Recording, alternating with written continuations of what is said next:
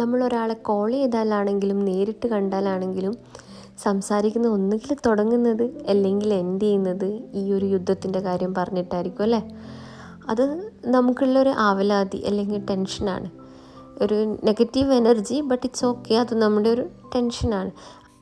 അതിന് ചെയ്യേണ്ടത് നമ്മൾ എന്തൊക്കെയാണ് ആക്ഷൻ എടുക്കേണ്ടതെന്നുള്ളത് ഒരു ക്ലാരിറ്റിയോടുകൂടി പ്ലാൻസ് പ്രിപ്പയർ ചെയ്യുക. അതൊരു ഭാഗം. ഇവിടുത്തെ ലീഡർഷിപ്പ് ഈ ഒരു സിറ്റുവേഷൻ എങ്ങനെ മാനേജ് ചെയ്യണമെന്നുള്ളത് നല്ല വൃത്തിയോടുകൂടി അവരുടെ ഡ്യൂട്ടീസ് പ്രോപ്പറായി ചെയ്യുന്നുണ്ട്. നമ്മുടെ എനർജി ഇതുപോലെ ഇനി ഫ്യൂച്ചറിൽ ഈ രാജ്യം അങ്ങനെ ചെയ്താൽ ആ രാജ്യം അങ്ങനെ ചെയ്യും എന്നുള്ള ഈ എസംഷൻസും ഡിസ്കഷനിലും എനർജി വേസ്റ്റ് ആക്കാതെ നമ്മളെ ഡ്യൂട്ടീസിൽ ഫോക്കസ് ചെയ്യാൻ വേണ്ടിയിട്ട് ശ്രദ്ധിക്കാൻ നോക്കാം അല്ലേ.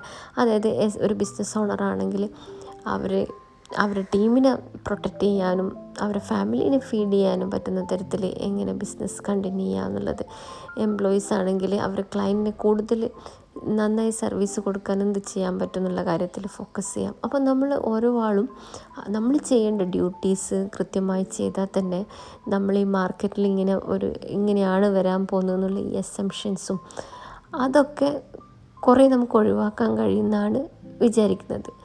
മീൻസ് ആ ഒരു സ്റ്റെബിലിറ്റി നമുക്ക് കൊണ്ടുവരാൻ പറ്റുമായിരിക്കും.